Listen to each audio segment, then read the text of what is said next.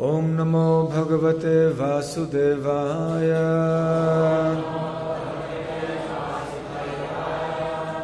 Om Namo Bhagavate Vasudevaya. Om Namo Bhagavate Vasudevaya. Narayanam Namaskritya Naram Chaiva Narottamam Devim Saraswatim Vyasam Tato Jayamudiraet Nashta Prayeshva Bhadreshu Nityam Bhagavata Sevaya Bhagavati Uttama Shloke Bhaktir Bhavati Naishtiki. Reading from Srimad Bhagavatam, Canto 3, Chapter 22, The Marriage of Kardama Muni and Devahuti. Text 32.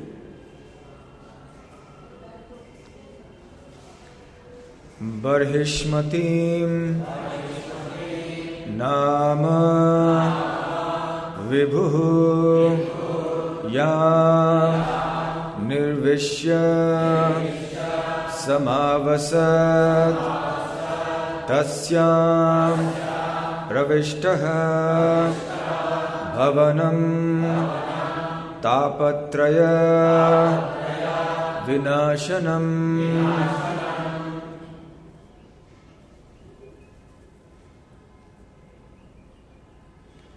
Barhishmatim Nama Vibhur Yam Nirvishya Samavasat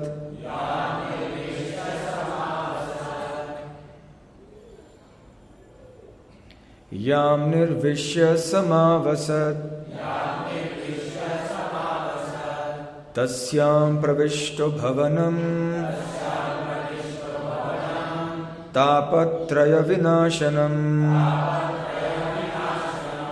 Barhishmatim, the city Barhishmati, Nama, named, Vibhuhu, the very powerful Swayambhuva Manu, Yam, which, Nirvishya, having entered, Samavasat, he lived in previously. Tasyam, in that city. Pravishtaha, entered. Bhavanam, the palace. Tapatraya, the threefold miseries.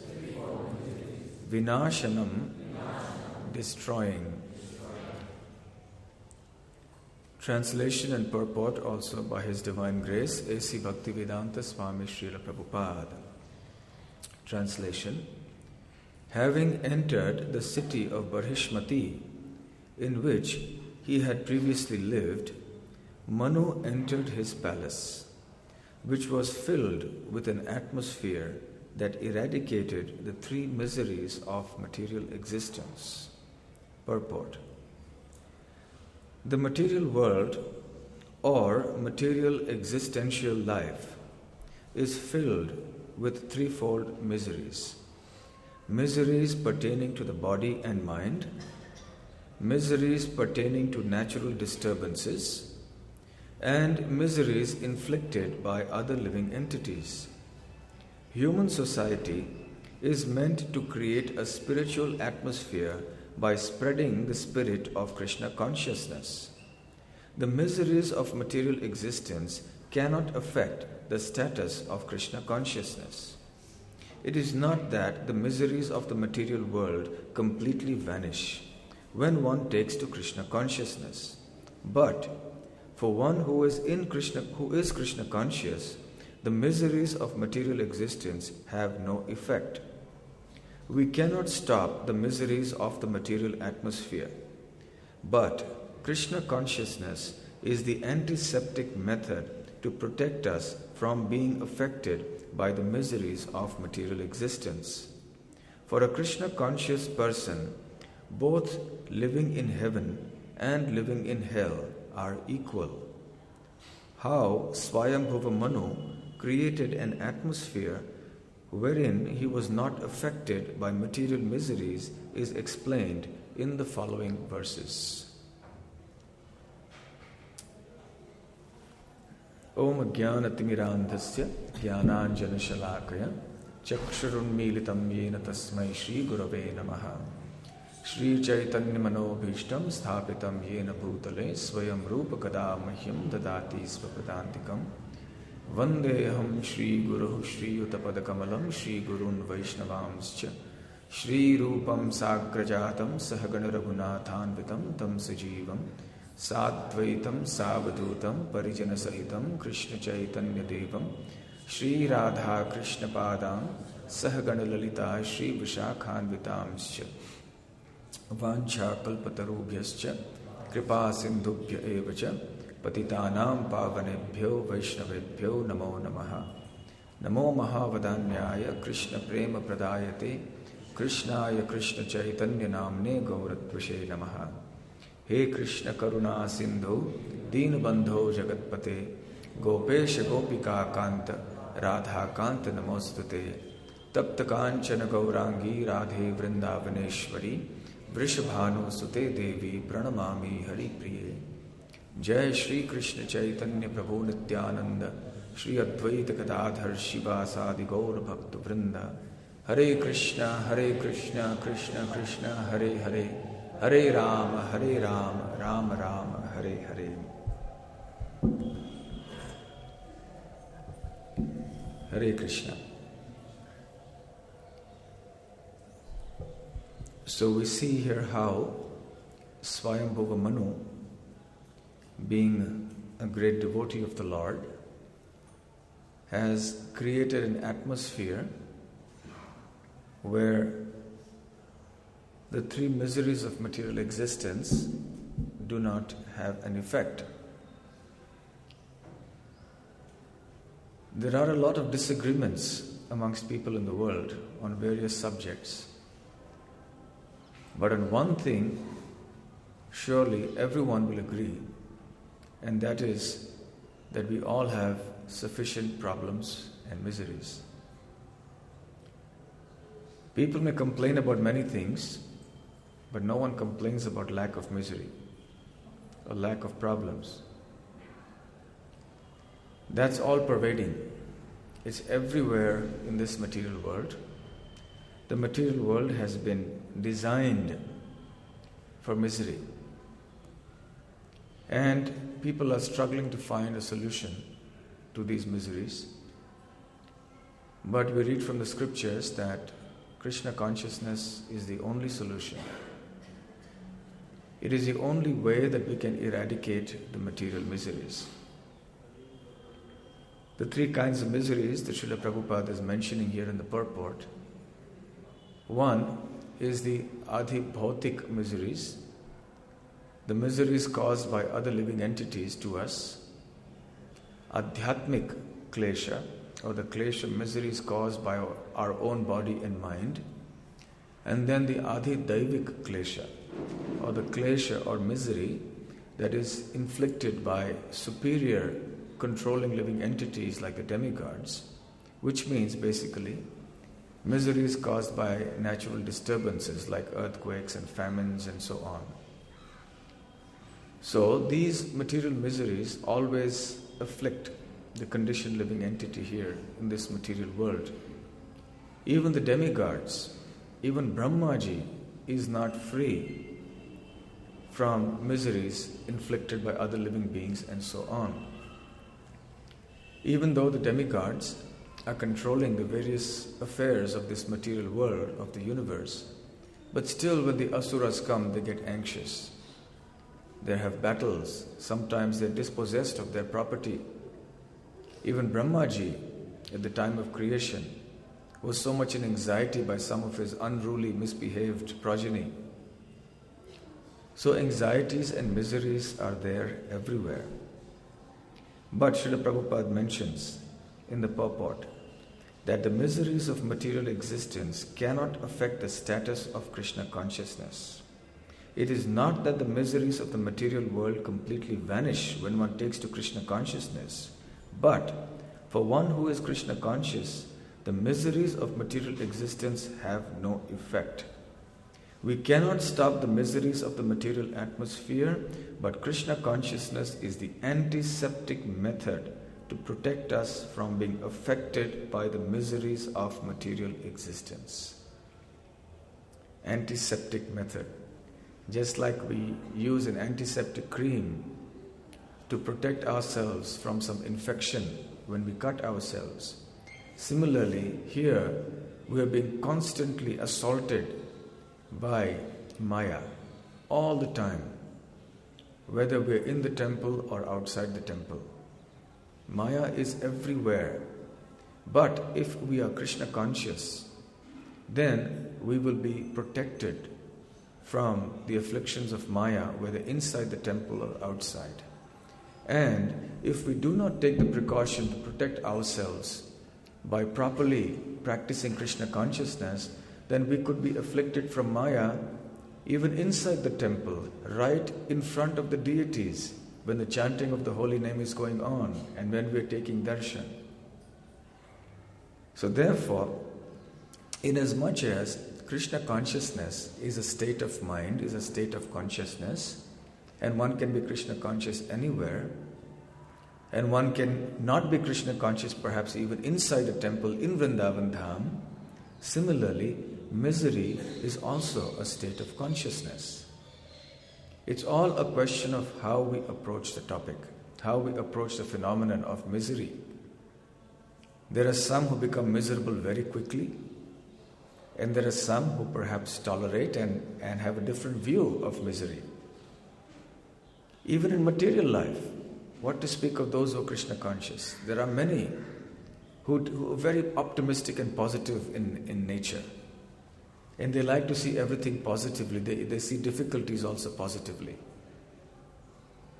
So then how much more as devotees we should see misery differently than the general common person of this world. Taking to devotional service protects us by transforming our consciousness. But apart from that, we can know that misery comes in life because of our past misdeeds. And much of our life, much of everyone's life in this world is spent in suffering the reactions of our past misdeeds and in trying to counteract them. And that is a fact. Everyone is basically simply struggling with counteracting the reactions of past misdeeds. And this is going on, and this is the history of the living entity, life after life.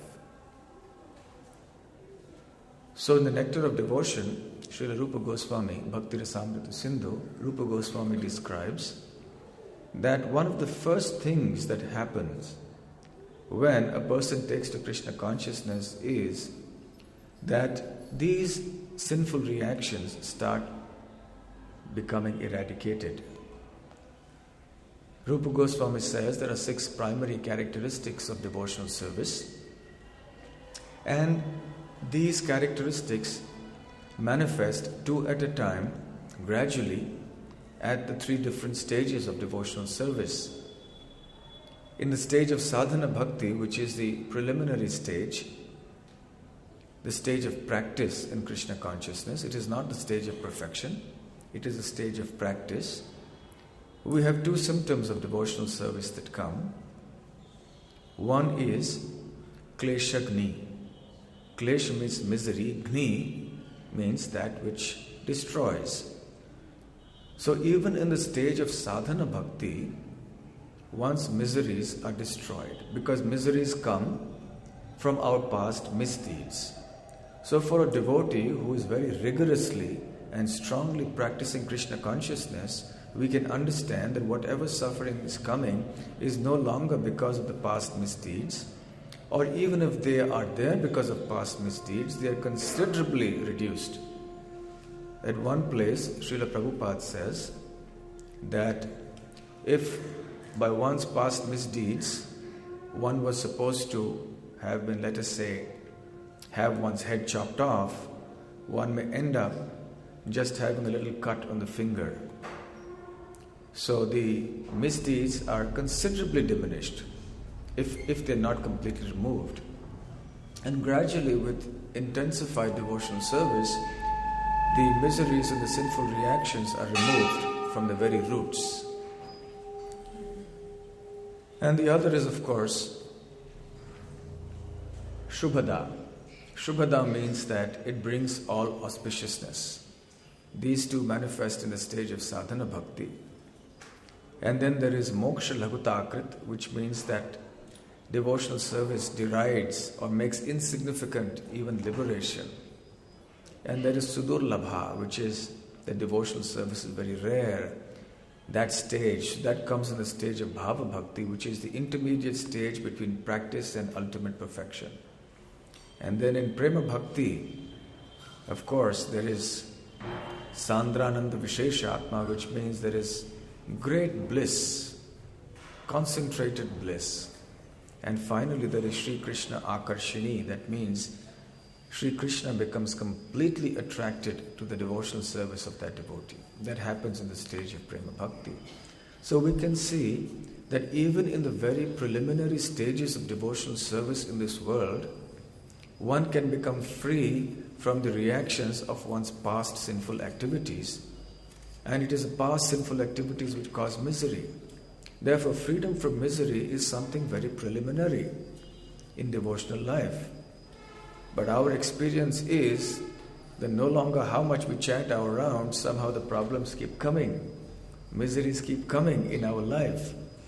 So we can understand that if one is sincerely striving to become perfect in Krishna consciousness, then largely the so-called miseries and anxieties that come in life are coming because of Krishna's mercy. It is Krishna's desire to purify the devotee. When a person takes to Krishna consciousness, then Krishna personally takes charge of that devotee's life. When a person is not a devotee, it is still Krishna who takes charge, but through the medium of his material energy. But when someone takes to Krishna consciousness, then it is Krishna who personally takes charge. And now the material energy doesn't have a role to play. So when Krishna sees that the devotee is getting distracted by the material energy, then Krishna may intervene in his own wonderful way. So therefore, it is not that when one takes to Krishna consciousness, miseries will cease to happen around us. Prabhupada explains here that so long as the material existence or the atmosphere is there, these threefold miseries are going to afflict us. But, Prabhupada says, for one who is in Krishna consciousness, these things have no effect.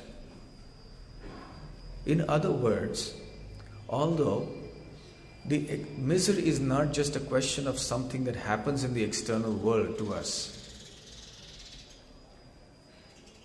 a devotee may be subjected to such influences, but he or she views these things differently.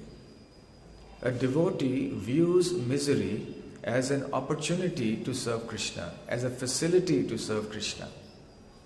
That is the consciousness of a devotee. And history is replete with instances of even great devotees having had to undergo so many trials and tribulations.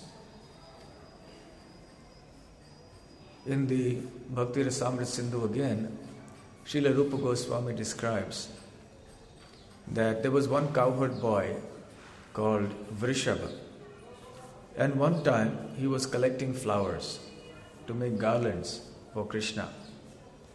And it was midday, the sun was at its zenith, and the midday sun the heat was very scorching. But nevertheless, as Vrishabha was collecting flowers, he felt that midday sunshine to be as cooling as the moonshine. And then Prabhupada explains that this is how a devotee sees everything. That he sees that this is an opportunity, it's a facility to serve Krishna. Similarly, we see the Pandavas also. They suffered a great deal apparently because they had to be in the forest and so on. There is a passage in which Narad Muni is explaining to Lord Krishna, my dear Mukunda, your dear devotees, the Pandavas, because they became friends with you, just see, they've lost everything. Materially, their life is full of inauspiciousness. Now, presently, having been deprived of their kingdom, they are now living in the forest, accepting so much austerity and difficulty. They are sleeping on the floor, eating fruits and berries, and sometimes they work as laborers, as ordinary menial laborers in the house of some ordinary householder. And they have to move incognito, unrecognized as kings and princes of this world.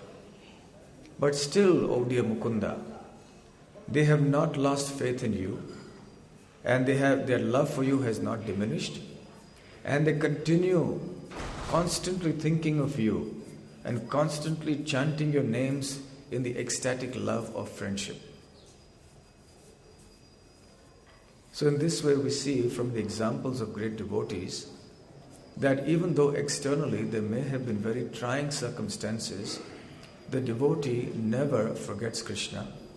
The devotee never stops his or her devotional service, but on the contrary goes on remembering Krishna in ecstatic love. And in this connection, Srila Rupa Goswami quotes that famous verse from the Srimad Bhagavatam, from the 10th canto. It's from the prayers of Brahmaji.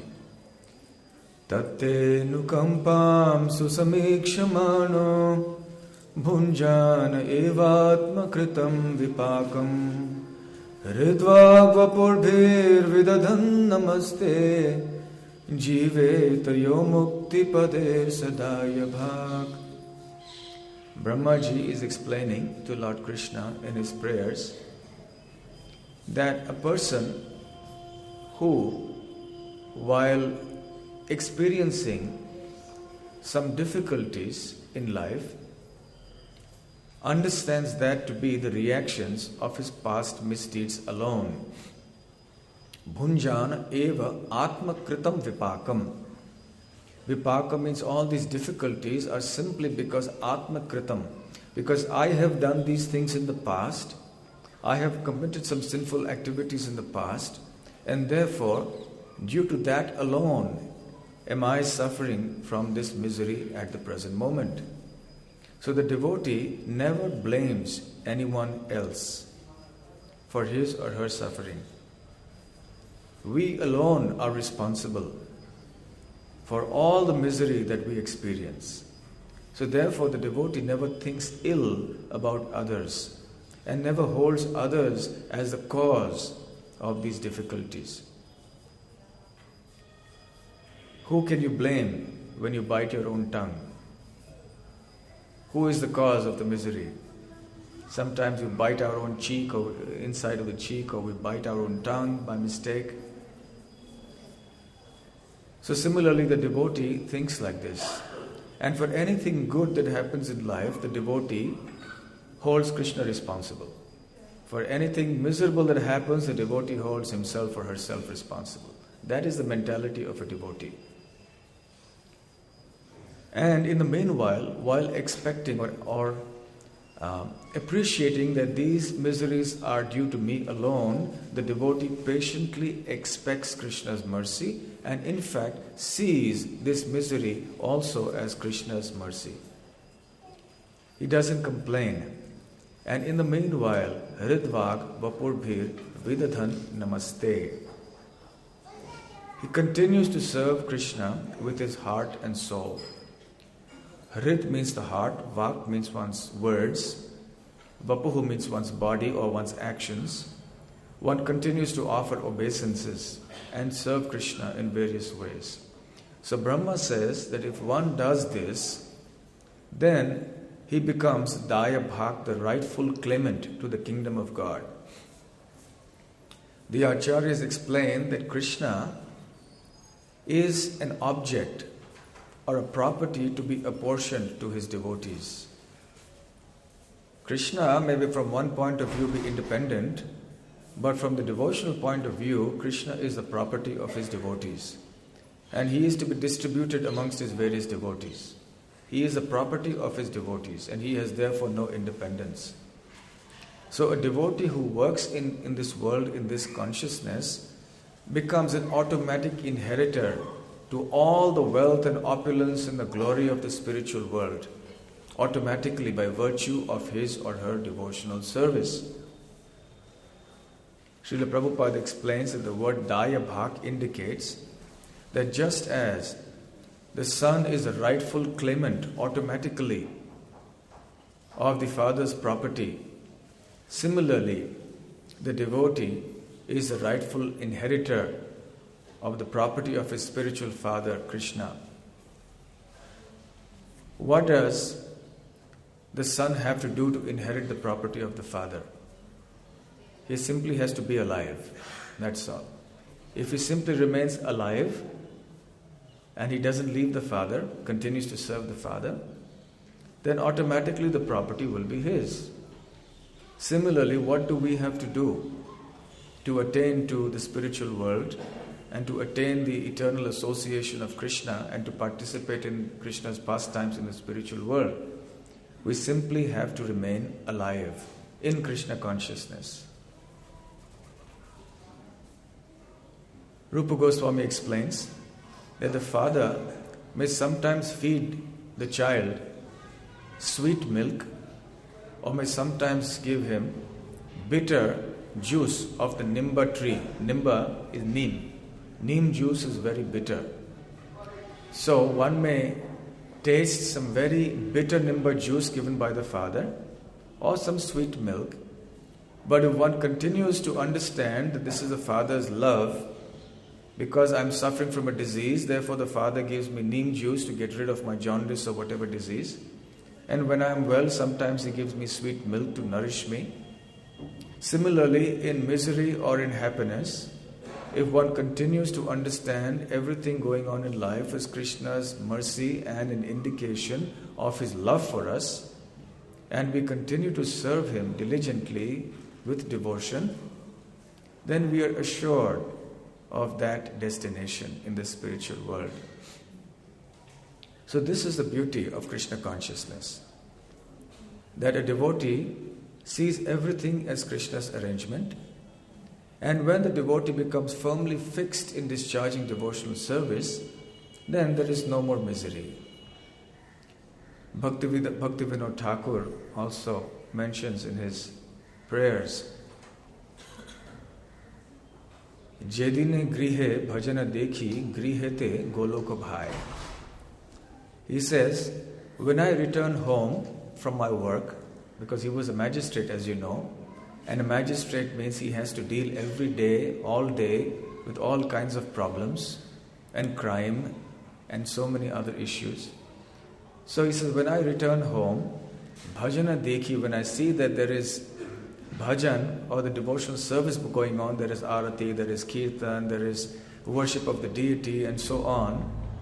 When I see this going on in my house, then I see actually Goloka Vrindavan there. Grihete Goloka Vrindavan, Bhai Goloka. So he sees the spiritual world there in his house.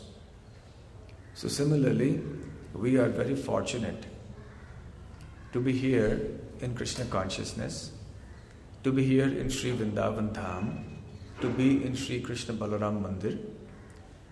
The atmosphere is surcharged with devotion. There is constantly chanting of the holy names.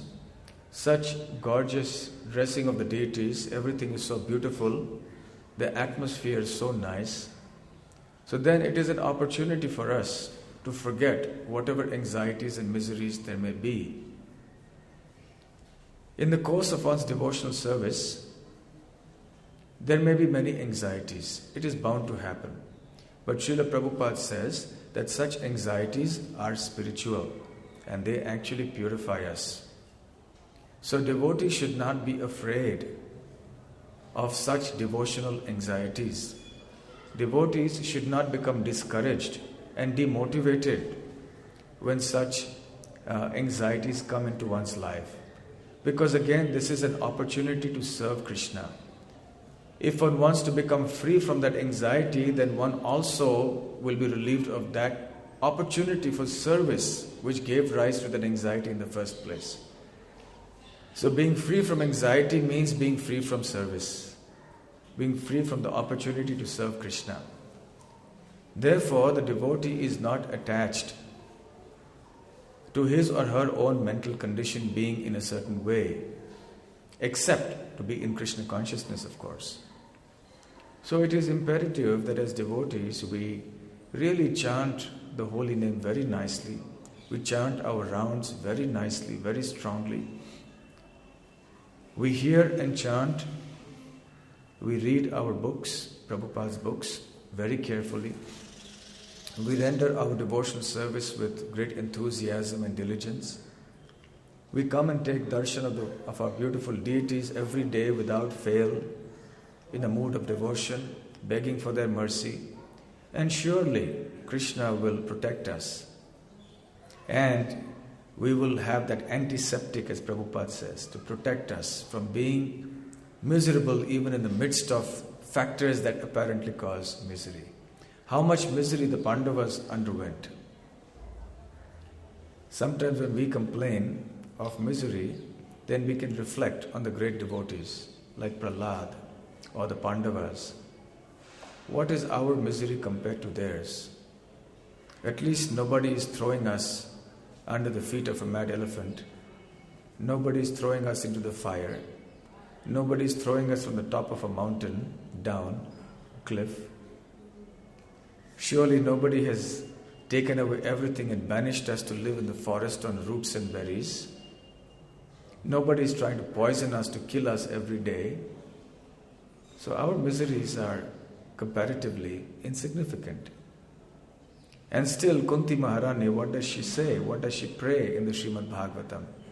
Vipadaha santu taha shashvat tatra tatra jagadguru bhavato darshanam yat syat apunarbhava darshanam. She says, my dear Krishna, let the miseries come, let them come. Vipadaha santu, vipadaha means a calamity. So let the calamities come, O dear Krishna. Shashvat, let them go on and on, let it come continuously. Tatra tatra jagat guru. O spiritual master of the universe, let the calamities come in my life again and again. I don't mind. In fact, I welcome them because by having these calamities, I actually see you, I remember you. Bhavato darshano yat syad. Because when these calamities come in life, I have no recourse, I have no other alternative but to remember you.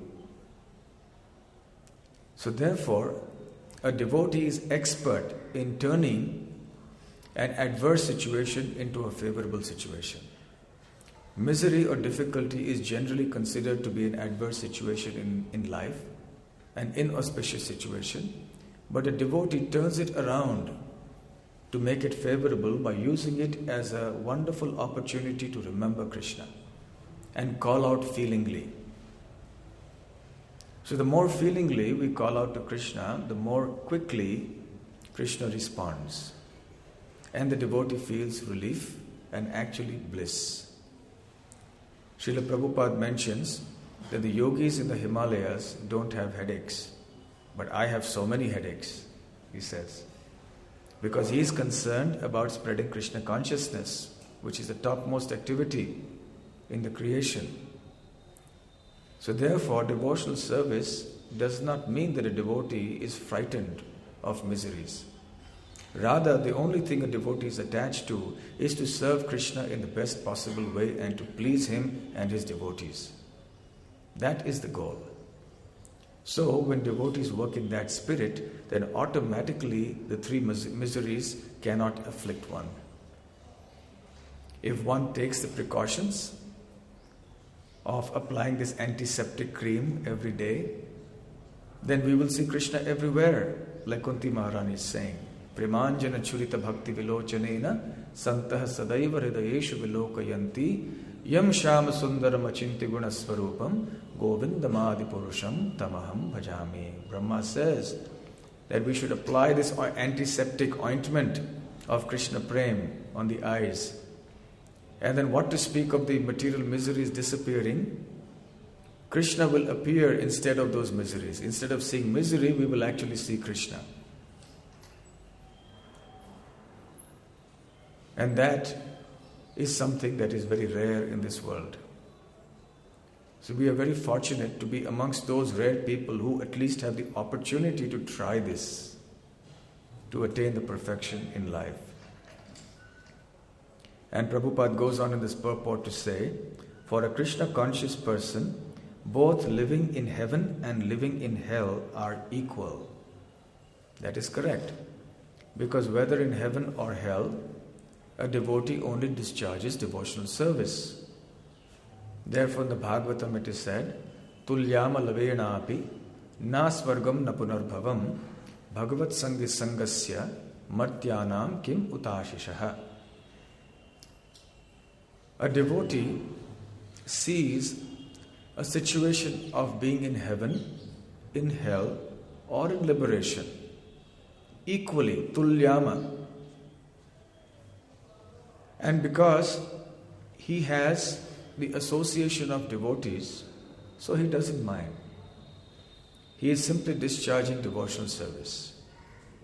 Wherever, whether in the higher planets, the lower planets, on earth.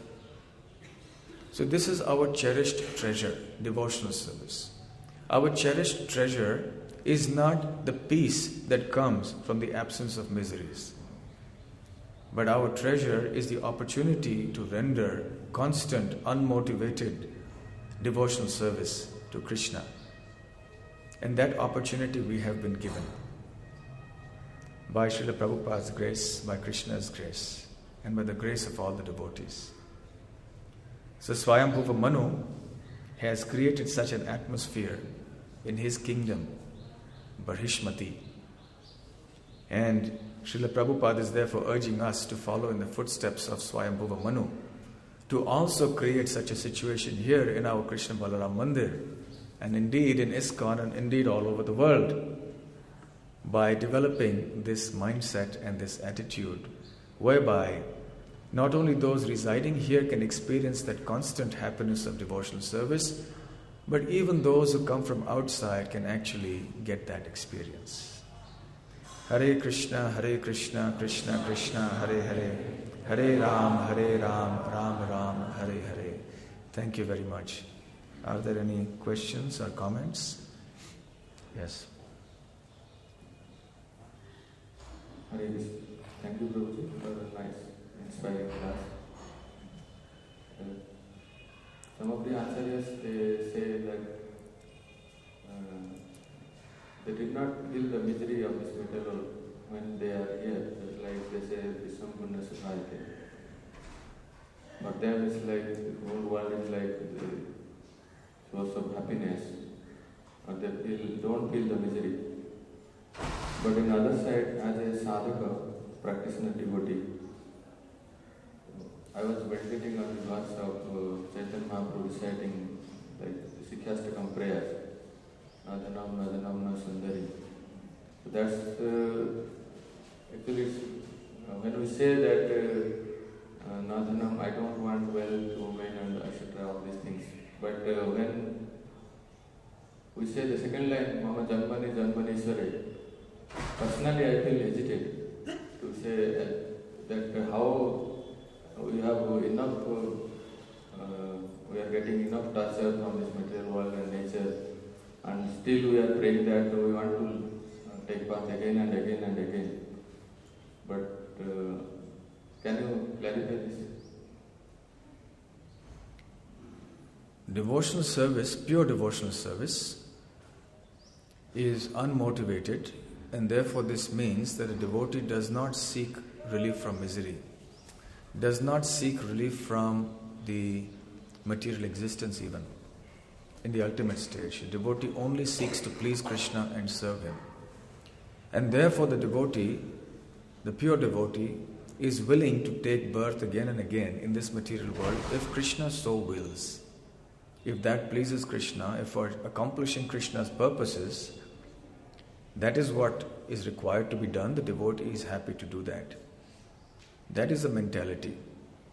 Therefore, Rupa Goswami has asked us to recite notable prayers as a regulative principle of devotional service. What is the reason for that? Not only do we get purified by the sound vibration of those prayers because they are transcendental and they contain the potency of that particular great Mahajan who has recited those prayers, but also we learn what should be our mentality, what should be our approach to life and to devotional service in particular. That even in devotional service, we are not seeking anything material in return, including relief from material distress. We are seeking devotional service alone. So therefore, we cultivate this kind of mood by reciting and meditating upon prayers like this and doing our other devotional service. Even though at this point in time, we may not, the prospect of taking birth again may not be very relishable. But still, by constantly meditating on these things and understanding devotional service, then we will be able to actually digest this idea that devotional service is beyond even liberation. It is in fact the highest liberation. It is a state of consciousness in which one is not concerned about one's physical, geographical situation, whether it's in the spiritual world or in the material world. Because in consciousness, one is always situated in the spiritual world. Any other question? Yeah. In course of the lecture, you mentioned that Krishna personally takes charge of the devotees. So, in the case of some devotees, if they are suffering or what, so how we understand that Krishna is personally taking charge of them? What is the yardstick for that? Because Krishna is grateful. Conditioned living entities are generally not grateful. So Krishna sees that this soul, this part and parcel of mine, is rendering some service to me. And Krishna becomes extremely grateful and does everything and says, yes, now I must personally take care of this soul because he is trying to serve me. And he personally intervenes, just like a set of parents may have many children. Some of the children, they have an independent mind and they run here and there, and the parents, they love them, of course, but because the children want to be independent, so the parents allow them to be, so they run and play and frolic here and there. But there's some child who has some difficulty, or who is too young, who is completely dependent on the parents, who doesn't have any other recourse. So the parents automatically give more personal attention to that child and then personally take care of the needs of the child, although the parents are also supplying the needs of the other children.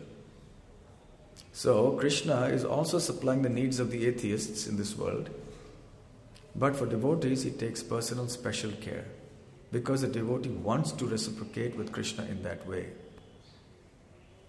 So therefore it is natural, out of love, Krishna reciprocates with his devotional service of his devotees and personally intervenes in the life of that devotee. Is there any yardstick that we can understand that Krishna is taking care? Is there any way we can make out? Is there any symptom? Is there any symptom or a yardstick by which we can understand that it is actually directly Krishna working? The yardstick is that if you accept it like that, then we will make spiritual advancement. That is the test. That's the verse that Brahma quotes, isn't it? Which Rupa Goswami again quotes in the Bhakti Rasamrita Sindhu. that if we accept this as Krishna's mercy, then automatically we make tremendous advancement in our Krishna consciousness and become rightful claimants of the spiritual world. So it's a question of attitude. Many places Prabhupada mentions this point, that Krishna consciousness is a matter of attitude. The same thing can be done externally in different ways. A simple activity like cleaning the floor, cleaning the temple, for example. Different people can do it in different ways. Even though physically it may seem the same thing. But the attitude is what is important. So if we have this attitude that everything is like this that is happening is Krishna's mercy, then we will make advancement. That is the proof. Any other question or comment? Yes. We have a minute or two.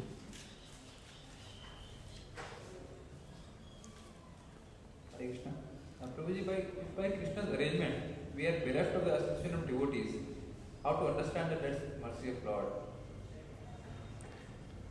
Yes, it is a mercy because now Krishna wants us to hanker for the association of devotees. And that hankering will purify us and make us qualified to get the association once again. But if we take that association for granted, then Krishna will again take us away. In Narad Muni's case, we see that in the Srimad Bhagavatam, the first canto. Narad Muni in his previous life, as a small child, actually experienced Krishna directly. He was able to see him within the heart.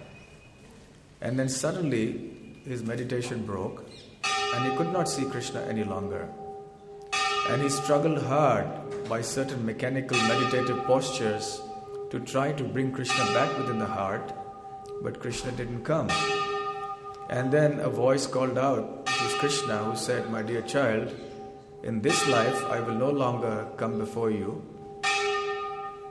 And the idea is that I want you to hanker for me. And whatever remaining impurities are there in your heart will be removed, and at the end of this life you will return to me." So if somehow or other we are removed from the association of devotees, even that is Krishna's mercy, to teach us the value of the association of devotees. Then we know that when I was in the association of devotees, I took it for granted. So Krishna has taken me away. So now we have to hanker for it. So Krishna will give it. So that hankering will purify us. So we'll stop here. Thank you very much. Srila Prabhupada ki jai, Shri Shri Krishna Balaram ki jai, Shri Shri Radha Shyam Sundar ki jai, Shri Shri Gaur Nitai ki jai, Gaur Premanande.